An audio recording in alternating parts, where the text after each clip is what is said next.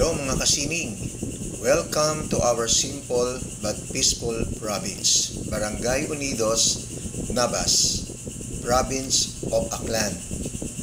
Ang dagat na inyong nakikita ay katubigan na dumudugtong sa isla ng Boracay at sa ibang karatig bayan. Simple lang ang buhay namin dito, pero mayaman sa kalikasan at iyan ang inspirasyon ko. Iba kasi dito tahimik, maraming puno, sariwa ang pagkain at hangin. Malayo sa syudad na punong-puno ng polusyon, traffic at ingay. Pero syempre, mas mabilis ang buhay doon dahil sa teknolohiya at standard of living. Well, para sa akin, mas makakapag-isip ako at makakalikha ng mga gusto kong gawin sa sining. Plus, ang mga gawaing pampisikal, pagtatanim ng mga halaman, pag-aalaga ng mga hayop, na talagang nakalilibang, nakakatulong sa mga gastusin dahil nga sa mahal ng bilihin. Ang Barangay Unidos, bayan ng Nabas, ay promising sa pag-unlad. Dahil dito, itatayo ang port ng mga cruise ship in the future na siyang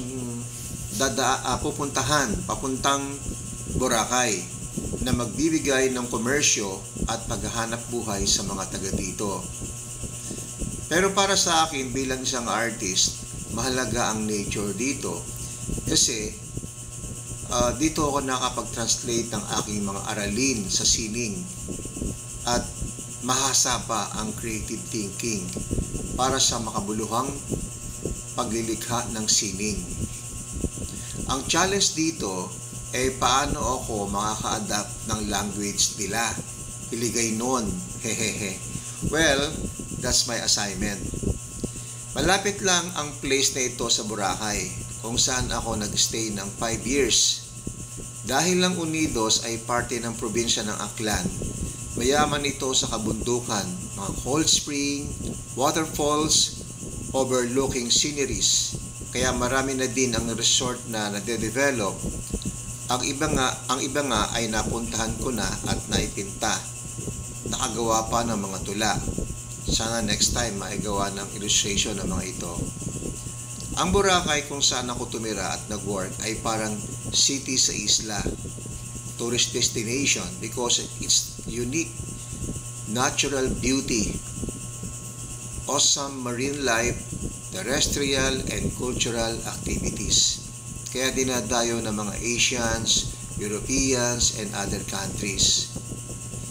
Kaya from time to time, tumatawid lang ako sa isla para makapagtampisaw sa napakagandang dagat at buhangin. Paraiso talaga. Kaya nga ang mga friends ko galing sa Angono, Laguna, at mga Pilipino balikbayan, ang meeting place namin, Boracay. Ang pag-work ko sa isla ay parang nag-around the world ako dahil sa pakikipag-collaborate ko sa mga guests at general managers ng mga hotel kasi mostly mga foreigners sila. Ang Unidos ay hawig sa Boracay, minus hotels, resorts, and foreign tourists. Pero same din ang nature, kaya perfect sa akin to. Kaya lang, alis ako ng alis.